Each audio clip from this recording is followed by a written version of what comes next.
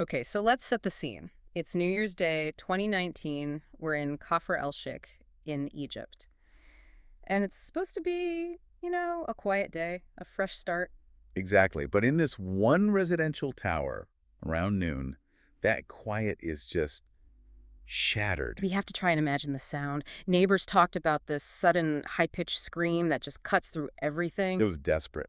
And it brought people running, the doorman, the neighbors, all rushing up to the third floor. And there they find Dr. Ahmed Abdullah Zaki. He's a physician, seems to be just getting home. And he is, by all accounts, in a state of total collapse, just completely distraught. But the scene he supposedly just discovered it's a domestic massacre. It is. Inside that apartment, investigators find his wife, Dr. Mona El-Seguini. She's 30 years old, and she's been murdered. Along with their 3 children. All 3. 8-year-old Abdullah, 6-year-old Omar, and the little girl, Layla, who is just 4 years old. Just an entire family gone. And this is where we get the very first anomaly, the first red flag. Amidst this unbelievable horror, Dr. Ahmed, the grieving father, is fixated on one thing. What was it? The missing gold. He kept mentioning that jewelry had been stolen from the apartment. That just doesn't track. I mean, if you've just found your entire family murdered, is your mind even capable of processing a detail like stolen jewelry? Psychologically, it's a huge inconsistency. That overwhelming shock should erase any material thought. For the witnesses, that focus on a staged robbery. It just felt wrong. And that's what this deep dive is all about. We're going to trace how a man, a doctor, spent 4 months meticulously planning this, all driven by professional envy. Let's start with the crime scene itself, because the physical evidence immediately told a very different story from the one he was trying to sell. Right. First, the front door. No signs of forced entry. None. No splintered wood, no broken lock. This wasn't a random person breaking in. So whoever did this was let in or had a key. Precisely. And the so-called robbery was, well, it was incredibly specific. Only gold jewelry was taken. The rest of the apartment was untouched. Completely. And the gold was taken from a closet in the bedroom.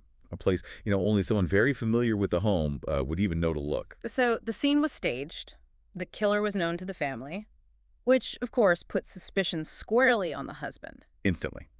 Dr. Ahmed is the primary suspect. But the problem for investigators was this man had an alibi.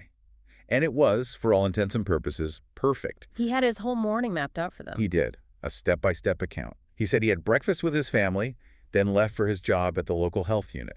And he had proof. He had a paper trail for everything. He proved he'd gone to a bank and even had a transaction number. He placed a large order at a fish restaurant, paid for it, and had it set for delivery. He's building a record of normalcy? A verifiable record. He even mentioned calling a carpenter to arrange some work for his wife's brother. And the thing is, every single detail checked out. You're kidding. Not at all. His signature was in the work ledger. The bank confirmed his visit. The restaurant confirmed the order. Even the carpenter confirmed the phone call. So, at the time of the murders, all the evidence suggested he wasn't even there. It's the classic investigative nightmare. The crime scene screams insider job, but the timeline screams impossible. So to understand this, we have to go back. We have to look at the marriage itself. Right. It began as a very traditional arranged marriage, a so-called salons marriage. Both were from respectable families, both physicians. On the surface, a perfect match. But the cracks started showing pretty early on, didn't they? They did.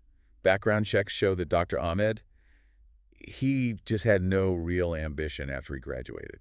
Dr. Mona, on the other hand, was incredibly driven. She had goals she wanted to advance. And that became the central conflict. It did. They eventually moved to Saudi Arabia for work, and that's where Mona's career just exploded. She worked in a lab, she tutored, she did everything she could to make in money. And she was doing it for a specific reason, right? Yes, and this is crucial.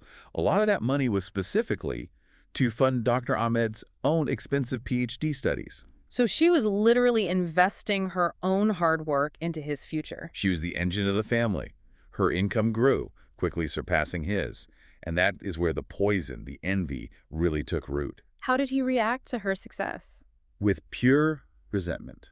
He saw it as meaningless. He developed this deep-seated inferiority complex. He felt humiliated by her success. And this was made worse by his own family. It was. They were constantly criticizing Mona, saying she was prioritizing her career over him, over their home. It just fueled his sense of inadequacy. So when they moved back to Egypt, that dynamic was already set in stone. Absolutely. She got a great job at a private lab.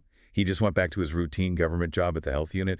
That complex was just festering under the surface. What's really chilling is learning when he made the decision to kill her, this wasn't a snap decision. Not even close.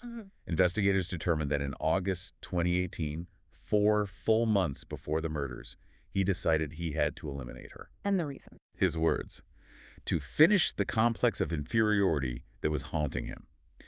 He chose New Year's Eve as the day he would do it. So the alibi was part of the plan from the very beginning. It was. That detail about the carpenter. That came up at a family dinner just days before the murder. Mona's brother needed one for his wedding. Ahmed immediately jumped on it, saw it as a piece of his alibi he could build. Which brings us to New Year's Eve. He tells his wife he's staying home with the family. She makes him breakfast. Then he puts on gloves that he'd bought 4 days earlier. Just cold calculation. And he approached her, pretending to play. Yes. He came up behind her with a curtain tied like it was a game. She had no reason to be afraid. This was her husband. Until it wasn't a game anymore. In an instant, he started strangling her. She fought back, of course, struggled for her life, so he grabbed a knife and finished it. And then the unthinkable happens. It gets so much worse. Their 4-year-old daughter, Lila, saw what happened to her mother, and she started screaming. What did he do? He picked her up, he hugged his daughter, and then he slit her throat. My God.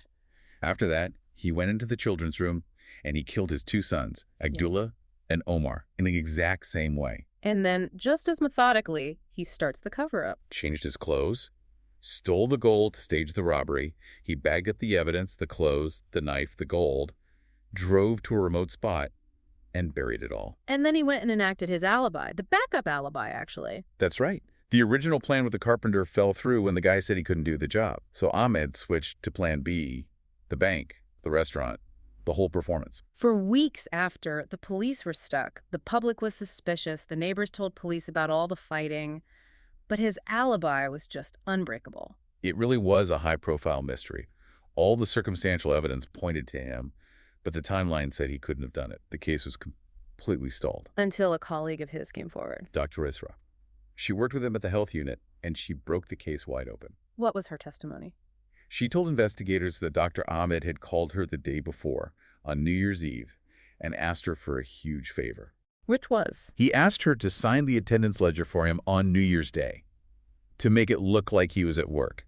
Okay, so there it is, the lie. But get this, there's another layer to it. He specifically asked that the day not be counted as a formal vacation day, so it wouldn't be deducted from his leave. Wait, so he wasn't just faking his presence, he was making sure his free alibi didn't cost him a day off. The greed in that small detail, that was the fatal flaw. It was a crack in the perfect alibi. And when they confronted him with that, it was over. The whole thing collapsed. He confessed almost immediately. did he confirm the motive? The envy? Word for word. He said it was envy, jealousy, and weak character because of her success. He killed her to silence his own feeling of failure. But what about the children? What reason did he give for murdering his 3 kids? That's the most chilling part of all. He gave no reason, no explanation, no justification at all. They were just collateral damage in the war against his own ego. It's just a horrifying look at how deep professional envy can cut. It overrode everything, his marriage, his role as a father. He destroyed his whole family to solve an inferiority complex. He was eventually sentenced to death. Yeah. But the case leaves you with this awful question. Which is? Considering how meticulously he planned this, how he could fabricate a reality that fooled everyone for weeks, what does that tell us about the hidden face of jealousy and how far someone might go to destroy evidence, not of a crime, but of their own perceived inadequacy? Something for you to think about as you process this deep dive.